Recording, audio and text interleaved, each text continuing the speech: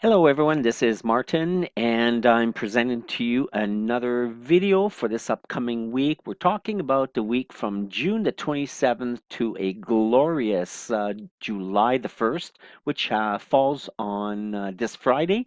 And for anyone that has forgotten, July the 1st is Canada Day right here in Canada. So a lot of celebrations going on. There'll be a holiday, of course, and for those people who are getting this video who do not live in the Toronto area or overseas, because I know I am getting a lot of subscribers in countries outside of Canada. Well, Canada Day is a big deal here, and we're celebrating our nation as we're celebrating our country as a new nation, and so that's quite the something for us. So, anyways, welcome everyone to this video. We're going to take a look at the trading opportunities, and first of all, I have to start off by saying the big Brexit vote on Thursday, the June the 23rd.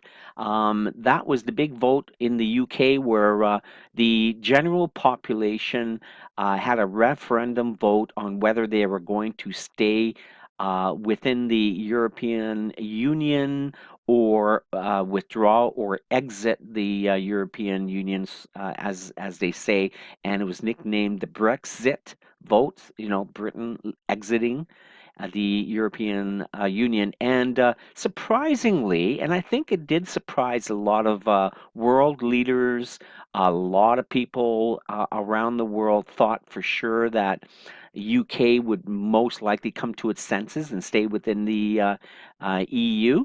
And I myself was a little bit disturbed by the fact that they decided to leave. I don't know if you know it, but here's a little known fact about myself. I was born in England. I was born in the UK, Northern England, in the county of Yorkshire, in a little town. Well, it's not so little anymore, but it's a town or a city called Bradford, which is in North Yorkshire, and so I have some ties to English tradition and everything else. But like the younger people in Great Britain, I would have voted to have stayed within the European Union. I think the benefits far outweigh the negatives. And here's the interesting fact. Okay, and we're gonna take a look at the British pound and talk about that in a second. But here's an interesting fact. I don't think the vote was quite fair, and the reason is when the polls broke down the population there, all the people between the ages of 18 and 35, that's the younger population, more than 75% of those people in that age group voted to stay within the EU. And surprisingly, people over the age of 65, only 61% of those people over the age of 65 decided to leave or exit the European Union. And so there's a huge difference in population and their values and their beliefs and what they were hoping to accomplish. So, just because there's not, just because the voting population of the age group, the younger age group, is not large enough. That is why they did not win. And I mean, the vote was fairly close to begin with, right? 52% wanting to get out, 48% wanting to stay in. So the vote's fairly close, but there's the breakdown. It's the younger population that wanted to stay, the older population above the age of 65 wanted to leave. And there you go, history is made. And that translates to some tremendous forex volatility. Price really jumped like a yo-yo on Thursday and Friday, especially Friday. And let's take a look first at the Euro USD. Okay, here's the weekly chart, so you can see right away we have broken the week has broken the upper channel here. We're broken to the downside, and this is the weekly bearish engulfing candle. So we obviously can see where price is going to go next. Let's switch to the daily. Here you can see the daily chart, and you can see what happened on the last day of trading. So this candle here represents the last day of trading after the Brexit vote, and the total movement. I mean, price started way up here, okay, went down all the way down here. That was about 467 pips, and then ended up here. With a loss of 293 pips on that particular day. Now, where do I see price going? I actually do see price going down further. However, um, my recommendation is wait for a pullback first. I've drawn in a red rectangle, so I would like to see price actually come higher and then somewhere in this area and then look for selling opportunity to the downside. So eventually we're going to get back down to here and look to your left, retest the previous lows here. Okay, so I do see selling opportunity, but I would kind of just wait for price to pull back first and then look for selling opportunity. Now, the next few days, when once trading opens up again on the Sunday evening here in the Toronto area, Sunday and Monday, I think price is going to be pretty volatile. Perhaps all of next week, we may still get a lot of volatility. So just beware. But this is what I'm looking for in the short term of things. You know, for price to go down lower, but wait for a pullback first. Okay. Okay, now this is the British pound USD daily. You can see obviously this is the big loser of the week, and let's take a look. Price went up to here and then dropped all the way down here to for 1,628 pips. You can read that there beside the crosshair tool. Okay, you can read it. And then price went up and it closed right here with a 1,196 pip loss. So the interesting thing is look at the trading week. Okay, let me just move this here. Here's the vertical line. This represents the close of the previous week. So 1, 2, 3, 4, 5, 6. Okay, let's do it that way there. Okay, so the beginning of last trading week, we had a up day and then another huge up day. Couple of sideways went up even higher. So you can see kind of this false sense of security. Price, the big boys, I guess, the hedge funds, the investment houses, and the banks bringing price all the way higher, higher, higher. I think there was some false optimism there, but then all of a sudden it crashed and went down like a rock. Now, what do I expect for this week? Well, I expect price to eventually go lower, a little bit lower to again retest some lows. However, I'm waiting here, waiting for a pullback. You see, I've drawn in this red rectangle. So I would want, before I take another sell trade, I would want price to come back up to this zone here. Here you can see with this candle on Friday, price is broken through the support, and and when price is below, this is now resistance. So former support becomes new resistance. So I expect price to come back, retest this area, and then you can look for sell opportunities. So you can look for a reversal bearish candle once the pullback is finished, right? Again, do not trade this on. I mean, it's possible on Sunday, Monday trading, the opening of this trading week, price may go down a wee bit lower, maybe a lot lower, and then the volatility will shoot it right back up. So again, you can decide. You can even become a counter trend trader for the next couple of days, but just be careful. So I think price is going to come down further, but I would wait for a pullback first, okay? And now we get to the Australian USD. Now, this is interesting. I'm going to share with you a bit of just a little bit of a tip. You see, price here has jumped really high, obviously, prior to the Brexit vote. Price then went down all the way and closed right here. So I believe price is going to come down lower. Right now, price is above the 50 SMA. You can see the blue line. Okay. Um, but however, the 8 and the 21 EMAs are following up and trying to push price higher. However, based on the Brexit vote and this coming down, I believe what price is going to come down just a wee bit lower. So you might want to wait for clarity first. Wait to see if price comes down lower and see if price actually pushes back up and bounces off the 50 or even lower here and goes higher. And the reason is we are in a right now, sideways volatile market. I mean, anything can happen over the next few days or this week. Okay, so again, wait and see if price comes down lower, bounces higher.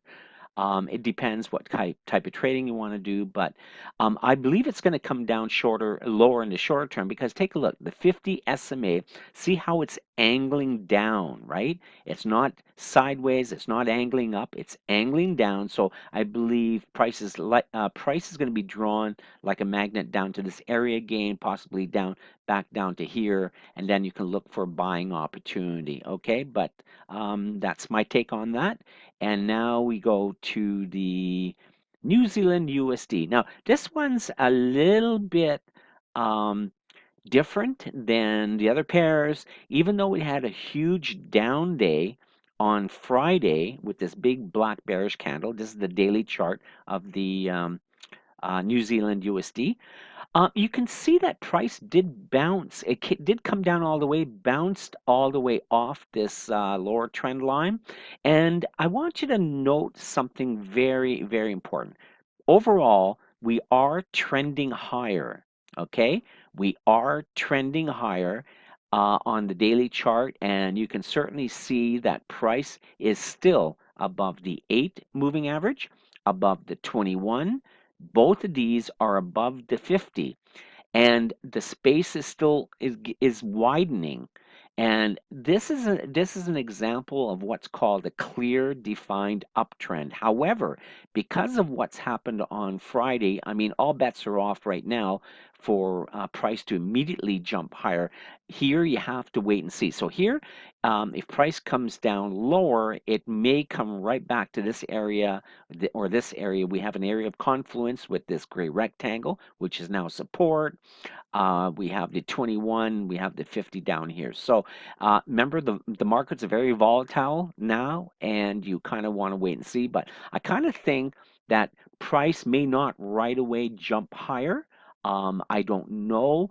We kind of want to wait and see. So either price is going to come down further and bounce higher, okay, like this.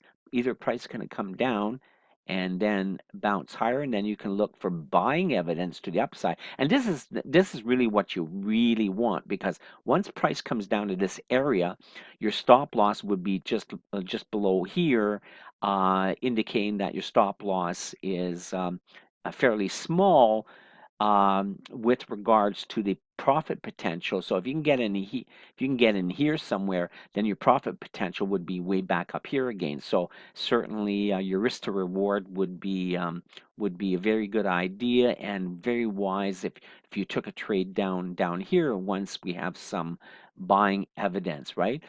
Or just wait for a breakout higher. But this is what I see.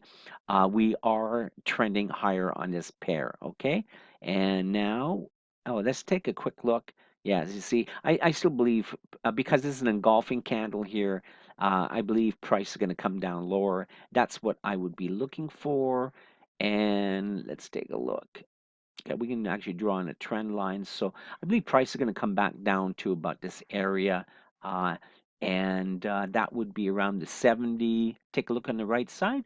70, 28, 70 area right there. If price comes down here, then look for buying evidence to the upside. Now we get to the US CAD, and US CAD rocketed up higher. Let's see how many pips on Friday. Well, in total, 375, closed with 268 pips higher. Mainly because with the weakness in the British pound and the euro, I mean, and the fall in the stock markets. I mean, the stock markets all took a major hit on Friday. So people were putting their money into the U.S. dollar. The U.S. dollar obviously benefited, and so it went higher. I believe this is actually going to go higher right now. Price is closed above the 50, above the 21. So I believe price is going to go higher. I mean, here's the next natural area of resistance. You can see that with the rectangle. And however, and I've drawn in this trend line. So price really, you could either look for a bit of a buying opportunity right now, almost immediately, or wait for price to retrace just a wee bit, and then like pull back and then take a buy opportunity, or with buying evidence, you would take a buy trade, or wait for price to break above this area right here. So you would want price to break above 131.20 for price to go higher in the short term. I believe price is most likely to go all the way to this 200 moving average. So if you can get in here, there's room for another 200 pips higher. Okay, but again, depends on what type of trader you are. You may want to wait for pullback and then look for buying evidence, because right now we are close to a resistance area. Okay. Let's take a look at the LEOD. You can see the LEOD did close higher above the top yellow line. Let's expand the bottom here. You can see the histo bars are still below zero, so I would wait for either a pullback and then higher, or wait for a breakout. The histo bars are getting smaller, which is what we want. We want them to become smaller and go to the zero level, or even rise above zero for confirmation that price is going to continue going higher. And the RSI, you can see just touching the 55 level right here. So the RSI blue line is above the yellow sentiment line. So that means there is momentum to the upside. And again, depends on what type of trader you are, and depends what your entry criteria is. But it looks like we are going to be trending higher just because of what's happened with the Brexit vote. The US Swiss franc is a different kettle of fish altogether. Okay, let's take a look at this pair. Here, of course, we had a huge rise in price because of the Brexit vote, which is basically, strength coming into the US dollar. Look at this, after long periods of sideways action, not going anywhere, and then finally we had this rocket ship shoot up to the high side. um, so I believe price generally is going to go higher, but I would wait. And right now, you see price has still not closed above the 50. Okay, and that's important. I would want price to close above the 50 first before I decide on taking a buy trade. But at the same time, look at that. We've got the 100 moving average with the blue line.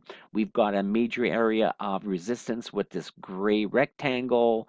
Uh, so we've got a lot of different things indicating resistance, near-term resistance, and I would want to kind of wait for a breakout above all of this right here. So this to me is a wait and see situation. I mean, price may come back down a little bit lower, and then you could look for selling evidence to the ups. I mean, I'm sorry, buying evidence to the upside if you want to take a counter trend trade. But I mean, that's up to you.